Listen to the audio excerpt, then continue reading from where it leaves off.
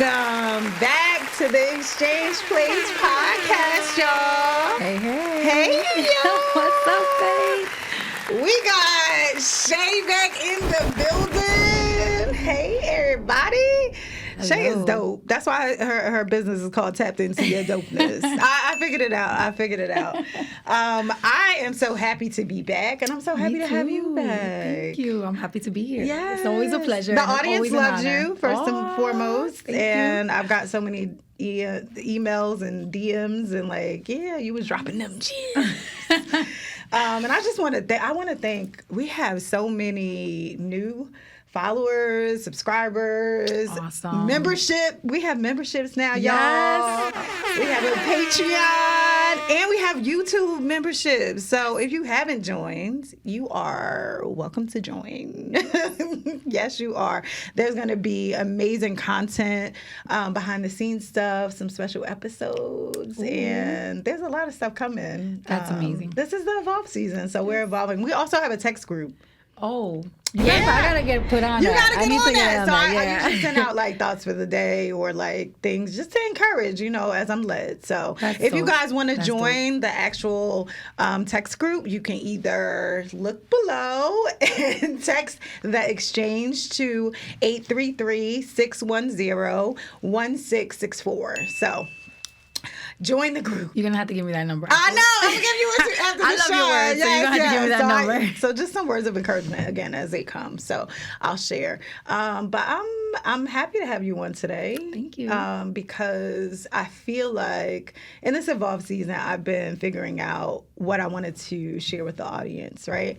And the last time you were on the show, you mentioned briefly about being part of domestic violence. Yes. And experiencing that. And I've been seeing, I know over the pandemic, first of all, domestic violence has shot through the roof. Skyrocketed, yes. And I was just thinking that it's something that I think the statistics is 1 out of 4 women experience, and also 1 out of 7 men. Yeah. And I was like, dang. It's crazy. It's insane.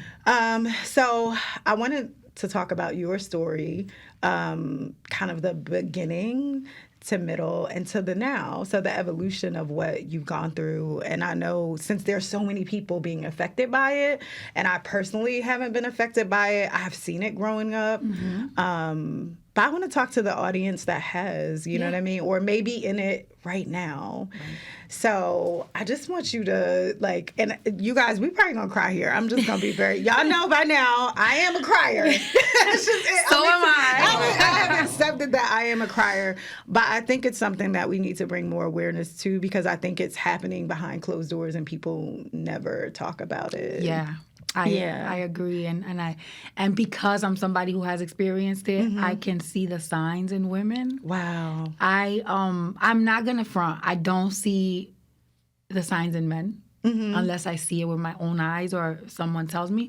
But in women, I see the sign because I'm very sensitive to it, and so when I see someone making certain excuses or moving a certain way, it does hit me could this person be experiencing? And I don't want to judge right away, but they stay on my heart. I got you. They stay on my heart. And, shoot a little prayer out there for them, because you always want God. I always ask God to take off those blinders. Yeah. Because it's a lot. It is a lot. It's a lot. And I think I love I think that's the part of the Exchange Place that I love, because I always say I want to give people mirrors of where they are, but I also want to give people windows of where they can be, right?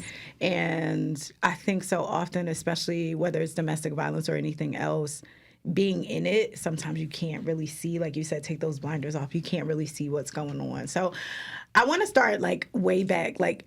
How did that relationship start? Well, the relationship started because it was I was braiding hair, and a client of mine who I used to braid his hair became my boo.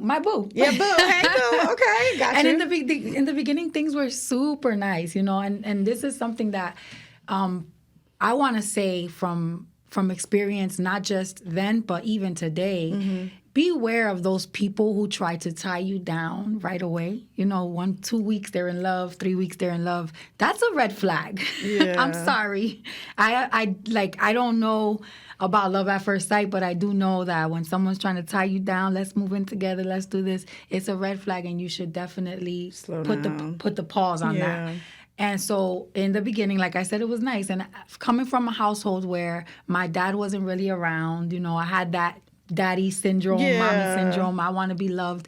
And I'm at 30, at my age now, I'm not going to say my age. You my young age girl. now. You young. But how old were you then? I was 19. Okay. So I was 19 years old, and and I'm not saying that this is only something that young girls are susceptible to, but if you haven't learned yourself, Yeah. you're very susceptible to these things. And you mentioned daddy issues. Yeah. Yeah. So a lot of times when your parents are not showing you how to be loved, it can you let the world create what love looks like. And we've seen it on TV, we've seen it on music videos, we've seen it in the news, and and the people that we look up to. So at 19 years old, this guy was charming, his words were pleasant, and it took 3 months for the shift to start happening. Wow. But within those 3 months, there were little flags that, Gotcha. as a 19-year-old who didn't know, what I was walking into, it's like something in your spirit says this isn't right, but then it's like you kind of ignore it a little bit. Yeah. And that's kind of what I did. And then I gotcha. after the I love yous came is when the punches came too. Really? Yes. And that's where I guess that's where, when they say you give people 90 days to really show who they truly are. And it definitely showed me. And when I look back at it now, because like you said, when you're in the midst of something, you don't really see it. Yeah. And when my dad was around with my mom and they were together, they were very abusive towards one another. I never saw physical, like I did see my mom spit at my dad one time.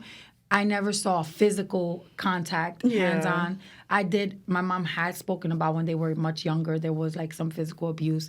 And the way they spoke to each other was very, very, very, very harsh. Yeah. So the way me and my brothers spoke to each other was harsh. And we used to always quarrel and fight and hit each other. And most of the time, it was not like nobody sat us down and said, this is not what you do. This is not how you behave when you love one another. So it was just like, it became something that was a norm for me. Yeah. So when the abuse started, it was like, well, I just got to fight back. And I saw family members always like just verbally abusive to one another. I had an uncle who used to hit women, and my mom was always like the one to kind of like separate them and take him to the side. And instead of taking the woman and pulling her out, it was just like geared towards, come on, let me help you, to the man who's abusing. So it was like, to me, it was a normal thing. Gotcha. It was like, I just got to defend myself. So take me back to the first time it happened. Like the first time he actually, like, it's like, I love you, and then a punch. Like, what are you thinking at that point? Are you just thinking, hey, this is normal? Or are you thinking like, no, at this that was never point, going I to fought happen back. to you? Oh, wow. So it's going to be a fight. It was definitely going to be a fight. So I said, because we grew up in, like, I even mentioned that in the last time. I understand it. Yeah. In that fight, in that war, and it was like home was war zone, outside was war zone, school was war zone. So it was just like, put your hands up and start fighting. Wow. So I was getting in the car, and I had just came out of a store where there was a guy trying to talk to me in the store. He was trying to buy me something in the store, and I'm like, no, I'm good. I have my own money. So I guess either the insecurity of a man speaking to me or my response to the man, where he wasn't in the store, he was in the car watching, but seeing the interaction triggered something in him. And when I got in the car, all that just right hook. Oh my God. And because I'm someone who was like, my reaction was to hit back. So we just got into a fight in the car. Yeah. And then it was just very, like, it became a toxic night where it was like, I'm leaving, then it's like, no, I'm leaving, and then the next day, everything's all fine. And I'm going to say something right now. I used to smoke a lot of weed when I was younger, so smoking, drugs, period, the influence of drugs, alcohol, all those things tend to either be used as a Band-Aid in those situations, right? Or how you cope. Or how you cope, or amplify the situation more. And for us, it was just like, well, let's smoke a blunt and just forget Chill it ever out. happened, right? So it was like, that was fine for that hour, but then the next day or the day after, it was like, it just got worse and worse and worse. And so it got to a point where I was like, all right, you know what? I got to sleep with this knife under my bed because I don't know what's going to happen tonight. So it Wow. went all the way there. And So what made you stay at that point? If you're like going home, but with the intent, because that's like being in a safe, because your home is your safe place, Yeah. right? Yeah, So, or so- it should be, Right. to the audience, it should be, to the listeners that are listening.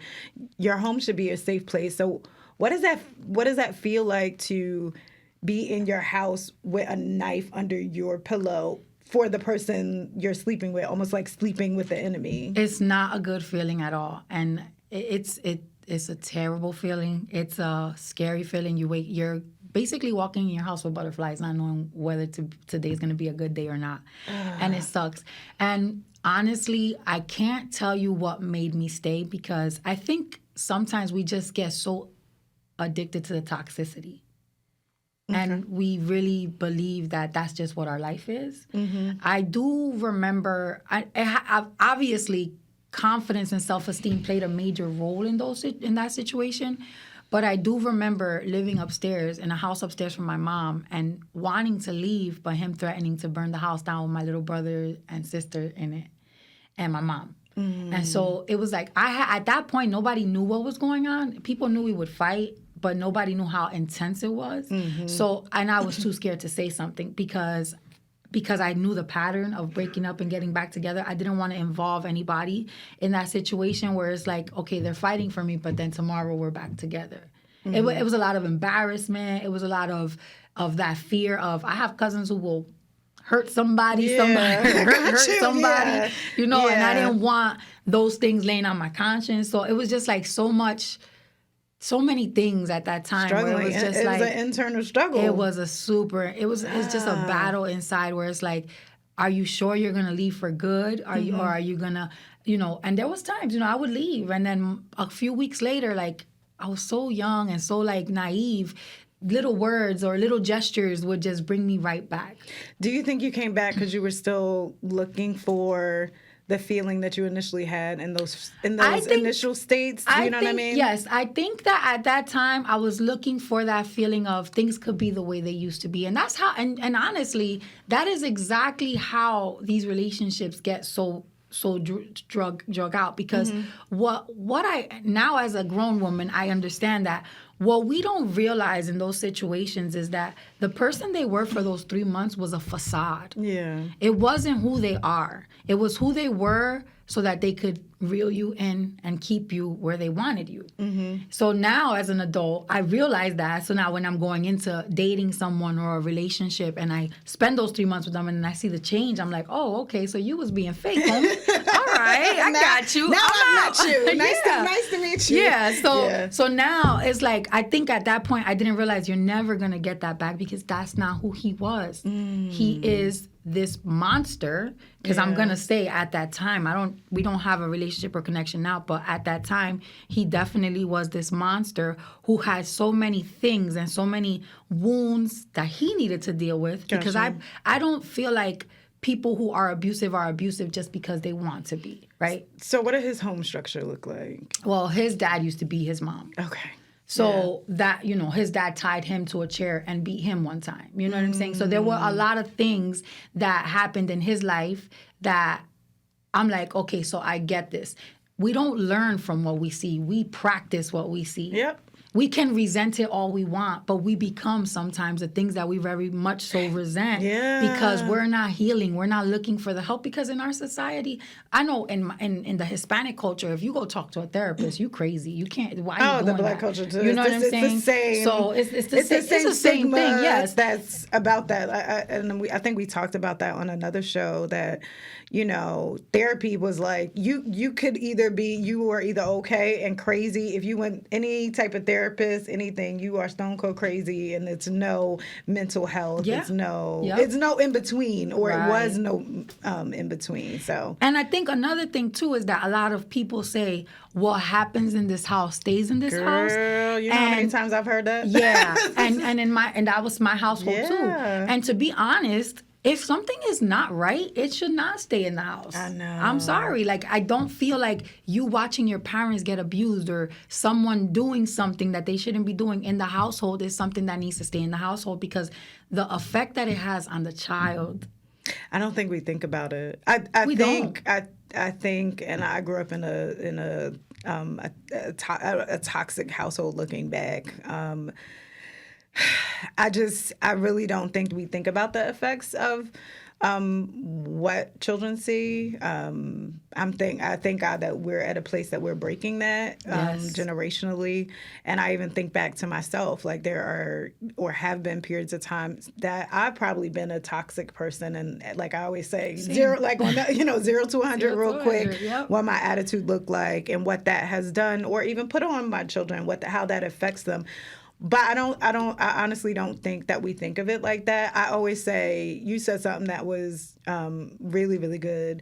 And I've talked about this on a live before. It's like becoming the very thing that somebody else has done to you or that you have seen. Mm-hmm. Or I think you get to the other extent where I have always felt like in my life, like if anybody ever puts their hands on me, I'm going to jail. That's literally how I feel. And thank God I have been in scary situations. I've never been hit, thank God, physically hit. But I have been in situations where I felt like, especially one that I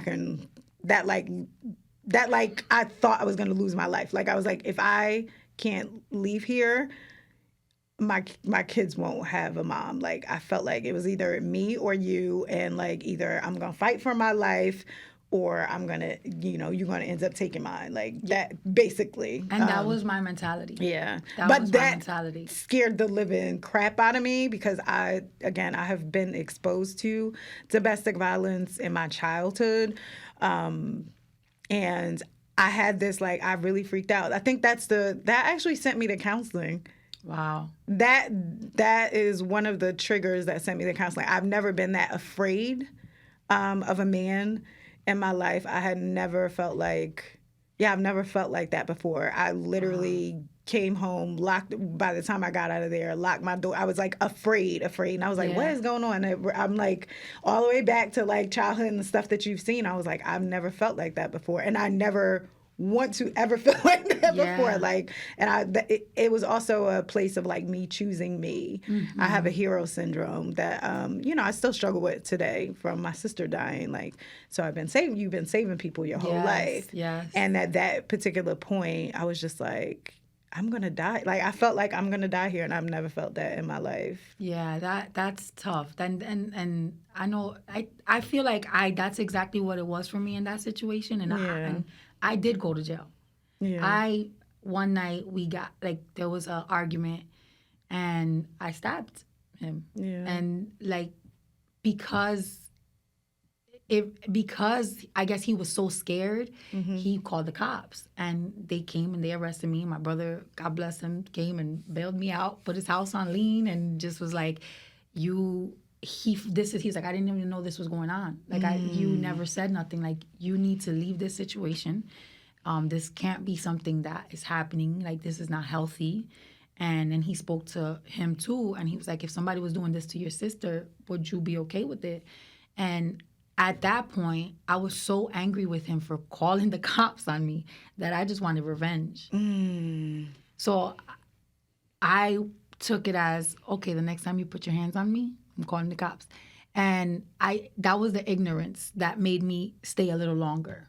Wow. To get him back. To get back. Wow. So it was crazy. But God has his own plans, because it got to a point where after a few years, maybe like a year, there was no physical violence. There was very abrupt, very tough arguments, but never. I think he thought that through really well. Like, mm-hmm. all right, this girl, she wants to call the cops on me. Yeah. So it didn't happen, and then at one point, it started to happen again. And let me tell you, when I woke up on the kitchen floor, because he choked me to the point where I fell asleep, like I was gonna die. Yeah. I woke up on the kitchen floor and I was like, all right, this is not good. So what was that argument? Was that, so you said a year without any real physical abuse? Physical. You guys right. are probably going back and forth and in each other's faces. Having those harsh conversations, mm-hmm. and communications, let's call them. But what do you think triggered at that point? that I think point? it was me being ready to leave, and he wasn't ready to let go, and so his thing was always like, nobody's gonna love you more than me, because abusers know, and let me say that, like, abusers do know how to trigger things in your head where you're fearful of leaving someone because you're not gonna find somebody else. But you have to think past that and think, would you rather be with someone? Would you rather be like, I would rather be alone than to be with someone who every day I'm walking in the house and my stomach is turning because I don't know the outcome of tonight. Yeah. You know, and I mean, at that point, I didn't think like that, right? It took years. It took actually for me to get pregnant with my daughter to realize, like, if I have this child in this house, if it's a boy, he's going to leave this house abusive. And if it's a girl, she's going to leave this house being abused. And that is, honestly, it was an act of selflessness, because I think if I would not have gotten pregnant, I would not have had that moment of clarity where it was like, yo, you really are responsible for somebody now. Like, I lived a life where I didn't care whether tomorrow was my last day. When I was in my 20s and my teenage years, there was a lot of, like, so much that I have been through as a child and growing up that by the time I was 19, 20 years old, tomorrow wasn't a plan. I didn't even plan on living past 25 years old, if I'm being honest. Wow. I got pregnant when I was 24 and had my daughter when I was 25. And that's what gave me that's what gave me a reason to live. So when I found out that I was pregnant, I had that moment of clarity where it was like, okay, you're in this relationship, you're going to raise this kid, and this kid is either going to be abused or be the abuser. Wow. And you have to really determine if you're going to put this child through that, because I didn't want kids. I didn't want to be a parent because I wanted to live my life, right? Yeah. And I didn't have plans for my life. So I didn't plan on bringing a baby into this world. Gotcha. So it was like, at that point, I was just like, yeah, no, you got to go. Like, when the whole, like, waking up on the kitchen floor, you got to go. Were you pregnant then? I didn't know I was pregnant. But Yeah, you were. I was. So then, you know, like, and it was so funny because I'm at work one day and my coworker's like, you need to take a pregnancy test because I want a pizza. And I'm like, girl, I ain't pregnant.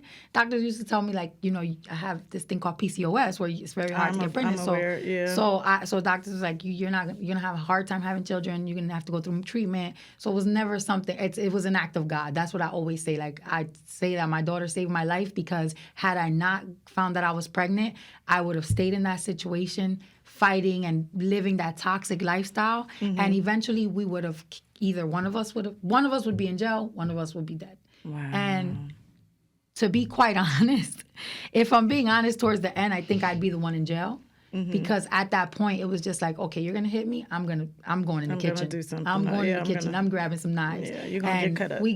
And that's exactly what Yeah. it was for a while. And like, now when I think about it, it's just like, if I had the proper guidance of knowing what it should look like, right? Yeah. And not so much what it should look like, but just knowing what real love What is. love is, yeah. Because it doesn't look the same for everybody. Yeah. But being physically abusive is never love. Somebody put in there, it's never love. That person needs to know how to love themselves first. If you're at the point where you feel like you have to harm somebody because they made you so angry, there's something inside of you that you need to go and address before you move on with anybody in your life.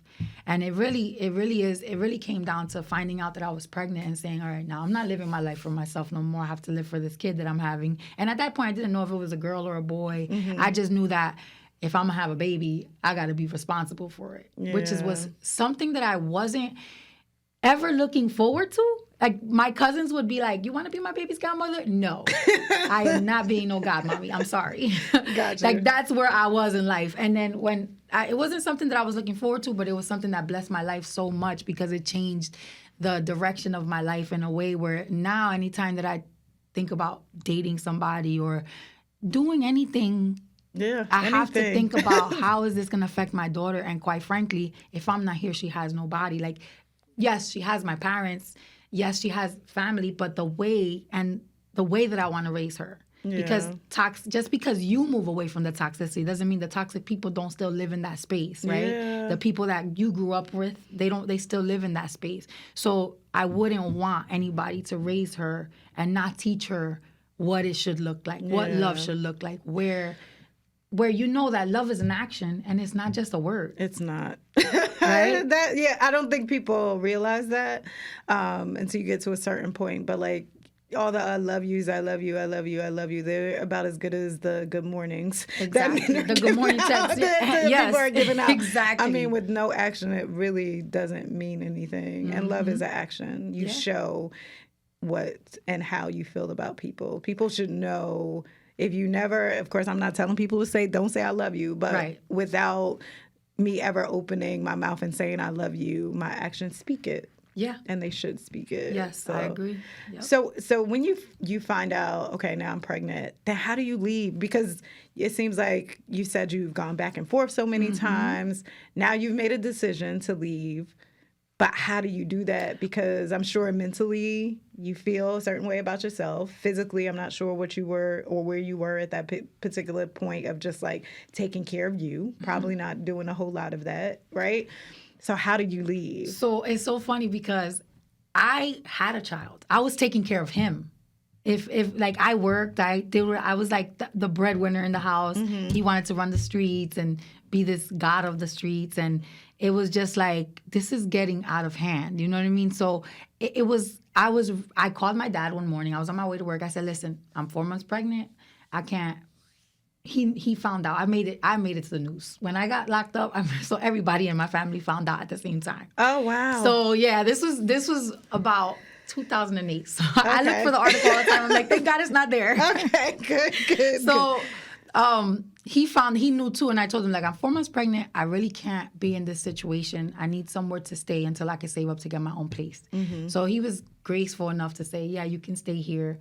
And that's exactly what I did. And I packed as much as I could, put whatever I could in storage, and took my clothes, and I just there's extra rooms there. So I went and I occupied the attic space and just stayed there until I had my daughter. Ended up moving out after she was a few months.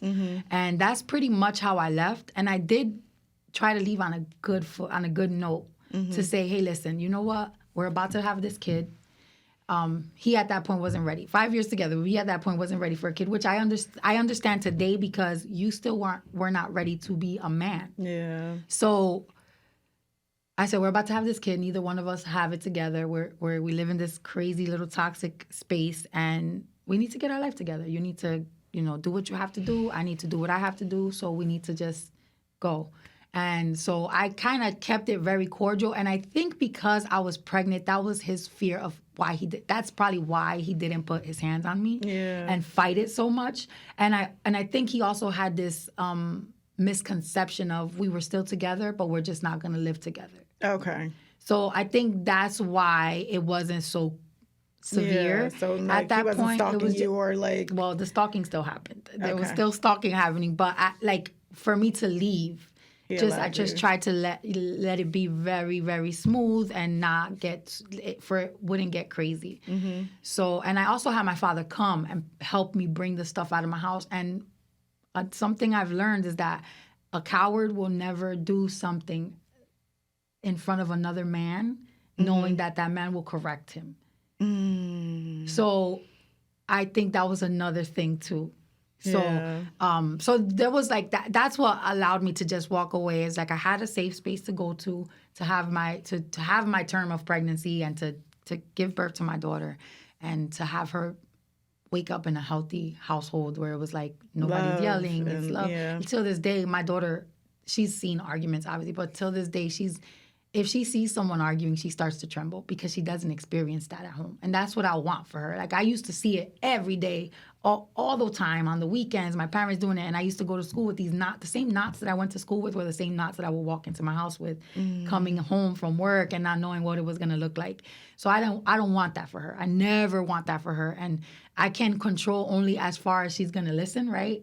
And in her childhood, I don't know what is to happen in the future, but I know that at the end of the day, when it comes to her 21 or whatever age she decides she wants to fall in love and get married. I tell her 31, but I can't control that either.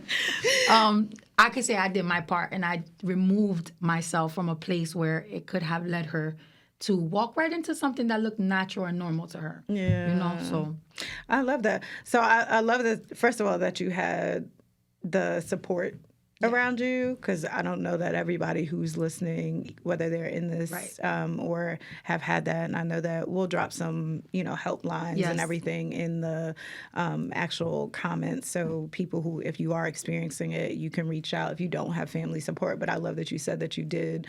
It seems like you had a good foundation to be able to go to. So let's fast forward a little bit. So you move out, you now are in a safe space. What are you like now, like at that particular point? Because I know, you've been abused. So you have all of, like you said, when you see somebody who has those traits of while they're in it, but I'm sure you still had residue of that. So at what point, what do you look like? And then at what point do you start working for this beautiful woman that sits next to me right now? So seriously. After that, I was pregnant. I wasn't dating anybody or nothing like that. Yeah. After I had my daughter, I did date a couple of people, but I realized that I wasn't ready to be in that light. It was just I treated people like throwaways. Like, it was just like, all right, you did. I don't like this about you. I'm out. Like, and it was just like, I was hurting people. Yeah. But I was hurting people because I was hurt. Yeah. And trying to protect yourself. And trying to protect myself from being hurt more. Yeah. So I said, you know what? Let me focus on being a mother. And I know, like, when you become a mother, life doesn't stop. You still have to love your life and enjoy it, right? But I wasn't focusing on that. I wasn't, like, it wasn't a priority, because I had, my mom that's her first grandchild. So she's like, let me take her with me, and I would send her to PA sometimes, or she would go to my dad's house, or my friends wanted to go out. So I was just like, let me stop for a minute, because I was like using all that stuff as Band-Aids. Right? So it wasn't the drugs anymore, but now I'm hanging out, I'm doing all this stuff. And so those were my Band-Aids, those weren't my therapy. Or my form of therapy, right? No, therapy looks different for everybody right? Of what they're using for therapy and coping mechanisms. Exactly. Absolutely. So one day I was just like, if you don't raise this child, because we could be moms, and then you can be someone raising somebody. Yeah. And that doesn't take a mom. It takes somebody who makes a decision to say, I'm going to raise my child, right? Yeah, there is a difference. Yes, a big difference. A big difference. Yeah, and so I said, you know what? For about 5 years, I said, I'm not dating anybody. There's not going to be no boo things, no friends with benefit things. It's just me, my daughter, and God. And that's what I did for a really long time, to a point where it got comfortable. I was like, all right, I'm good, not getting married ever, not dating nobody ever, right? So I didn't know. Child just came from there. Go ahead. Yeah. I understand. So I didn't really experience anything about, like, looking at the red flags or dealing with the residue until recently. And when I was here last time, you said, I don't know what your status is, and I was dating someone. And in that experience, I realized that I was about to start dating my 19-year-old love all over again. Wow. And it took... What made you see that? 3 months. 3 months. Listen, okay, those 90 days. Ladies and gentlemen, right?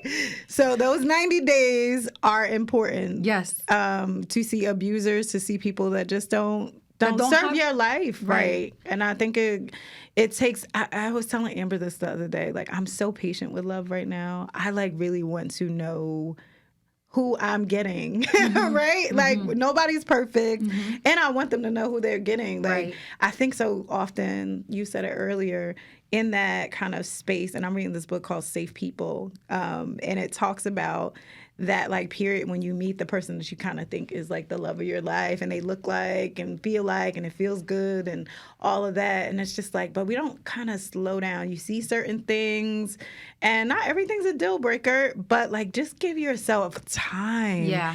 Because I think it would limit, and not just for domestic violence, but just people and you opening up to people that don't deserve you and are not necessarily everybody's valuable, but everybody's not valuable to your life, right? So being able to differentiate who's who if you just slow down. So those 90 days are important. Didn't Steve Harvey had the 90-day rule? 90-day rule for sex. But Yes. I mean, I do think there's some validity in that of just like take your time and get to know somebody. Yes. It's no rush. If it's love, God willing, it will blossom. It's Right. Slow and steady. Right. And that's something that I'm learning. That's something that I had to relearn, because sometimes when you block yourself from even thinking about dating somebody, Yeah. you block yourself from knowing the lessons. Yeah. Right. So I think I did that for such a long time. And I got into this situation and it seemed so perfect. And I have a lot now as an adult, I have a lot of discernment. Uh-huh. So the Holy Spirit would have checked me right quick, like, okay, I'm gonna, like, I asked God, like, show me these people, show me their character, show me if their interest is good for me, and if not, take them out of my life. I don't care how much it hurts. Yes. And sometimes it really hurts. You gotta be careful what you pray for. It's all right. I'm okay with that prayer. Me too. I am too. okay with that prayer. It takes time to get over it. It takes time to get there. I'm okay with God doing what He needs to do Close in my that life, door. because who it affects is the person that comes after me, and the person that comes after me is my daughter. Yeah. So the way that any situation hits me is how I'm going to be, and whoever's in my space is going to be receiving the residue of it. Yeah. And so I'd rather be hurt with the truth than like fall in love over a lie. And what I was realizing in those 90 days was my spirit kept telling me, like, check this person, check this person, check this person. There was things that were just too perfect. And I'm not saying that sometimes situations are extremely perfect, right? Yeah. But when your spirit is telling you something, do not, whatever you want to call it. I call it the Holy Spirit. Some people call it intuition. Yeah. Call it what you want. Call it, I got a feeling. Call it whatever you want. Vibes, juju, anything you want to call it. Whatever it is, don't disregard it. Yeah. Because it will lead you. Like, whatever that gut feeling, your gut knows what's going to happen before you do. And whatever that feeling is, do not ignore it, because then you might end up hurt, heartbroken. Sometimes you can end up dead. Like, you just, it took for a friend of mine, because a year after my daughter was born, we tried to make it work. Mm-hmm. And I ended up on the bathroom floor waking up. So this was with my daughter's father. Yeah. And, I was talking to a friend of mine at the time, and she goes, every 5 minutes someone dies at the hands of an abuser. Yeah. Yeah. It only took that for me to remember, like, okay, you need to be here for your daughter. You can't do this. You gotta go. Yeah. And at that point, it was just like, all right, hands, like, that's it. We're gonna do this. You're either gonna be in her life on my terms, or you choose what you want to do, but we won't be together. So I'm proud of you. I am, and I'll tell you why. I was watching, and I know probably most of the listeners had seen. There was a guy, I think he was in Baltimore, who had who killed his actually existing girlfriend, or maybe they were ex-girlfriend, and then he said he figured out it was like on Facebook Live. He had gone live, and he realized, I don't know if you saw this, he realized who had created this monster that he had become, and it was his ex-wife, and he went to his ex-wife's house and then killed her and then killed himself. And just watching that, for me, like, literally scared the living junk out of me, because I'm just like, you just never know what's going on in people's head, and you never know, because it's so crazy. On the Facebook Live, he kind of says too, he's like talking to the camera and telling them, hey, I never thought I would be this person. He's confessing to killing the girl, and apparently she was pregnant. The girlfriend had, I guess, threatened him with, like, oh, you're not going to be able to see your child or something like that. And so he killed her. And then he said that triggered, because he had been in court battling his ex-wife for custody or something like that, and that she was the one who had created this monster. So he was going to, he basically was like on live and like, I'm going to kill her, and then I'm just going to do myself. And I was just like, where are you at that point? You know what I'm saying? Like, that person. And then thinking about the ex-wife, because it even when he goes to attack her, which is, of course, the camera cuts, but he kind of says, like, today's the day. So he's been threatening her up to this point. So I'm sure, you know what I mean? It's not something that she didn't expect, but I'm sure she probably never thought he was going to act on it, or he probably has never acted on it, but he's probably been saying it. And it's just like, it's so scary that people will stay. And I know when you're being abused, you're not the whole you know what I mean? You're insecure, you're afraid. But there's so much help out here. And if you don't have a support system, if somebody's threatening your life, if you are being abused, I just want people to really reach out and get help and talk to somebody. Maybe that's not the information that we'll provide. Maybe that is a safe space. Maybe that's a therapist. Maybe that is just a friend. Maybe it's a stranger. Right. But I just feel like we need to say something. That whole what goes on in this house stays in this house. It's out the door. Don't be embarrassed about it. No. You would rather be here, right, than to not. And it's just so scary to see what's going on. And it's even scarier, which I want to do something on men, because I think it's even, and I don't want to compare them, but I think it's more embarrassing for a man to say, hey, I'm being abused at home, right? I actually come out about it. But I know guys who may listen to this, if that's happening, like, you don't deserve that. Right. You don't. Yeah, and I think we also have to work on ourselves where we get to a better self-worth to know that and have the strength. That's why I said I'm proud of you to walk away, because like you said, so many people didn't. So many people kept trying and trying and trying, and it cost them. Like, everything costs you, and it costs you, whether it's your mental health and or your life.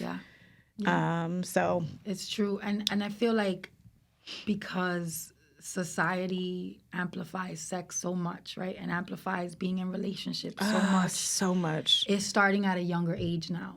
Like, I remember being past that situation. My daughter's probably like 4 or 5 years old at the time. And the neighbors from downstairs, 17 and 18-year-olds, boyfriend's beating on his girlfriend. They're in high school still. And it's like, our job is not to make kids want to be married right away, right? Like, we kind of grew up in a world where it was like, all right, go to school, get good grades, get a good job, get married, have kids, build a family.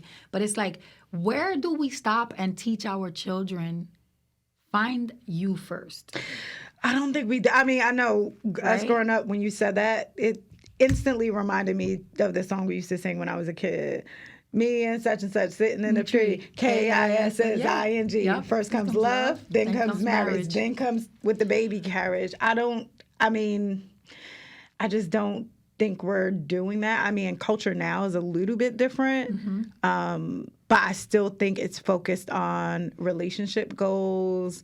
It's focused on, you know what I mean? Like, this almost fake, and I always want to call them optics, because we're so heavily influenced by social media, and which would now be becoming the metaverse, which that scares the hell out of me. But when we want to go there, I don't even want to talk about that yet. But I think as children are, and my youngest is 15 years old, and we have conversations often about, we were just having a conversation, and I'm laughing, but I'm not thinking about this, but like, he's telling me about like one of his friends that felt like they got ghosted, and just stuff that you're just like, you know what, like, I'm like, you're 15, like, go to school, have fun, play outside, play on your game or whatever. Like, having a relationship is not the thing right now. Like, boyfriend, girlfriend, you have your whole life, God willing, ahead of you. Like, you have plenty of time for love, plenty of time for relationship goals.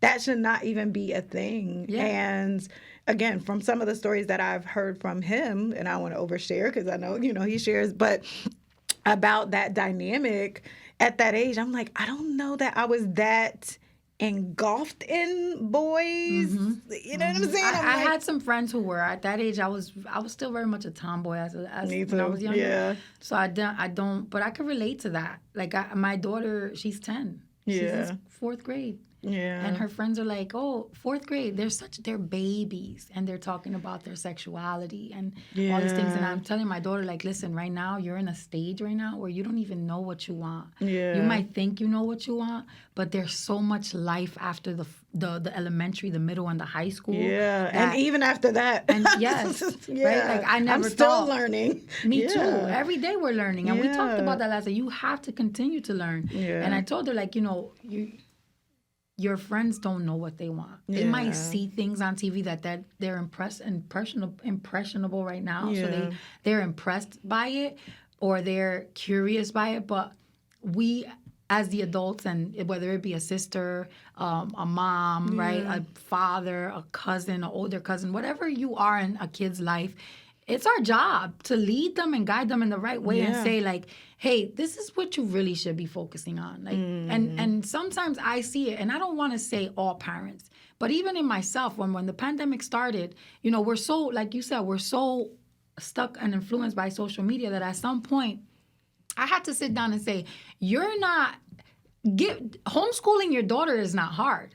Getting off of the phone is hard. Yeah. Put the phone down for the hours that she's in class and focus with her, and this will be a ride in the park. Yeah. And that's what I had to do. And sometimes as a parent, you got to be more self-aware of your parenting. And I'm not saying mom and dad. I'm talking about big brother, big sister, big cousin, right? Yeah, I don't think people all the time look at that. Like, just because you didn't birth the child in here, your responsibility, it takes a village to raise a child.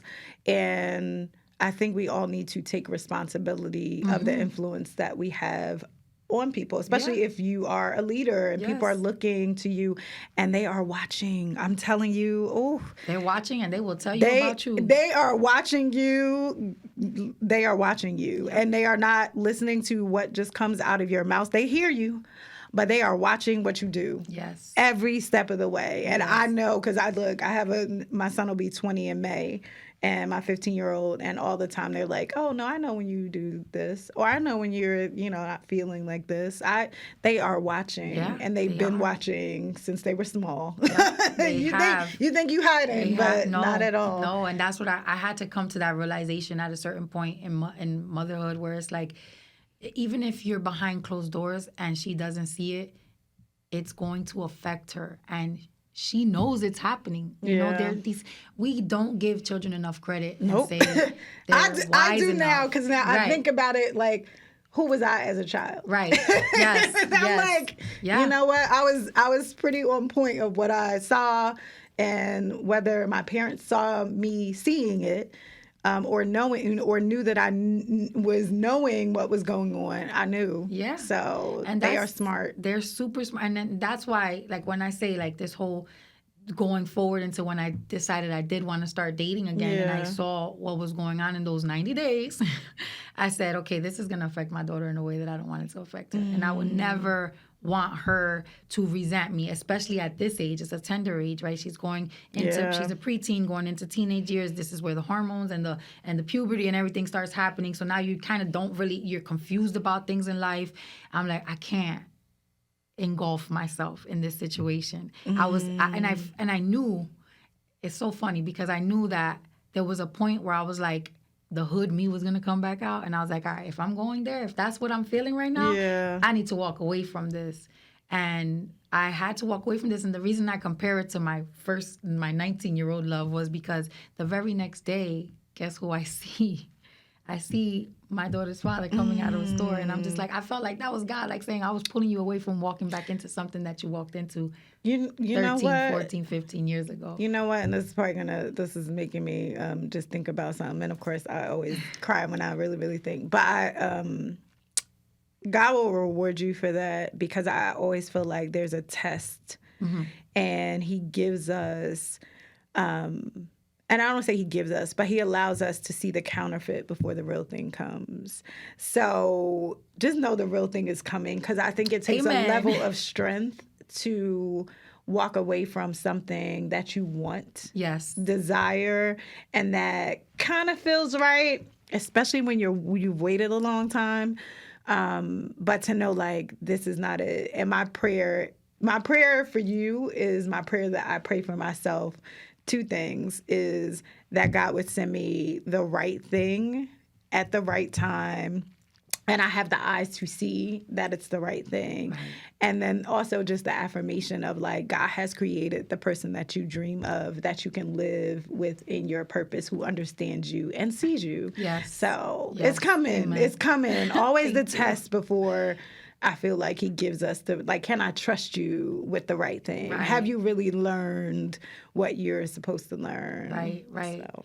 And it's so funny you say that, because I didn't think about it like that. I just thought about it like, oh God, I see you. Like, you were telling me right You now, showing like me, you yeah. walked away from what you Yeah. you know. And it's crazy because sometimes if we don't, I guess like you said, it's a test, because if we don't prepare ourselves properly, we will be in the same situation we were Cycles. in. The cycle will continue Cycle. 10, 15 years ago. Yep. And not even realize Not even know how we got back in it. Yeah, like I'm a witness, been there. and it's like Not in domestic wow. violence, Right, but been there. in other Toxicity. things. Yeah. And it's like wow. Like Yeah. that's deep. That's really deep.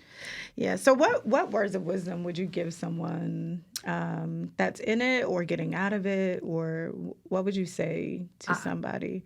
I would say, number one, you are more precious than rubies and pearls, okay? That is in the good book. That is about you, me, and everybody. So don't ever think that you're worthless. Don't ever think that you deserve what you're going through, what you're experiencing. There is a way out. And I mean, a way out, even if you have to leave the county, the city, the state, whatever, there's a way out. Yeah. And there are people who God will put in your life to help you and to like push you to get more help. Yeah. Don't let your circumstances, because I know financial abuse is also something in relationships, which is also a form of domestic violence, where maybe they're the breadwinner and you have nothing or nowhere to go. There's places that will help you. They will hide you. They will help you progress to a better future. You have to know that you're not alone. There's so many people fighting the same battles, and you're worth way more than what you're going through. And if you're coming out of it, keep fighting, because on the other side of that gate that you're climbing over, there's such a peace. And I never knew how good peace was until I spent 5 years getting to know myself and understanding that if I don't have this with somebody, I'm going to stay by myself. I don't care, because there's nothing more valuable than having that peace within yourself. Like if you're walking in the house like I was, like butterflies in your stomach, sleeping with a knife under your pillow, that's not peace. That is just a recipe for disaster, for death. Like, I never will want somebody's life on my hands. In the midst of a situation that I could have possibly left, right? And don't think you have to get back at this person, because that's also an ignorant point that I faced in my life, where I was like, you called the cops on me, I'm gonna put you in jail now. Like, and that's just, that was me being very, very ignorant, instead of taking that opportunity to say, okay, you know what? The judge said, I don't want you having any contact, and using that time of space to just remove myself, to solve myself from the situation as a whole. But you are super valuable. You are super worthy. And there's somebody who loves you. And don't think that the enemy doesn't want you to see that, because that's what it is. It's a spiritual battle. Like it's a big battle of you reaching for the greatness that God has for you versus what the enemy wants to see you go through. And what you're going through right now, if you're going through it or walking out of it, is not the plans that God has for your life. He promises to prosper us and to give us a hope and a future. So if that's not what you're experiencing, then that's not God's plan for you. Walk away. I support any woman, any man who decides this is not for me. Just go. Yeah. Just go, and I promise you, living experience, you will see peace, you will prosper, you will see greatness on the other side of the fence.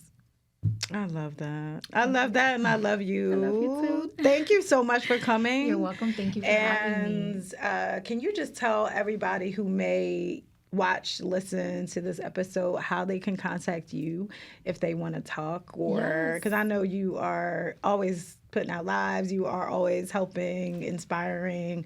But if they want to contact you, how could they get in touch with you? And how could they get this nice little sweater that you have on? I ain't wearing mine today. I should have worn mine, y'all. So my sweater says, tap into your dopeness. It's you can follow me on Tap Into Your Dopeness or Ty_Shey on Instagram.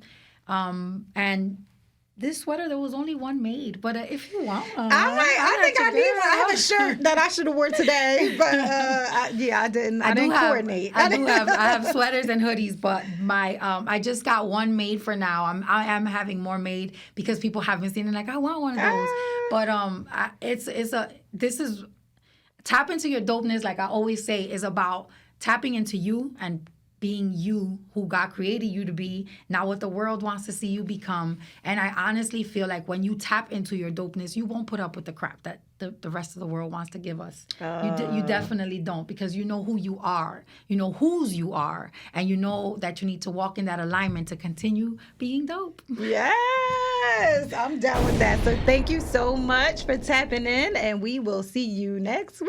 Yes. Later, y'all.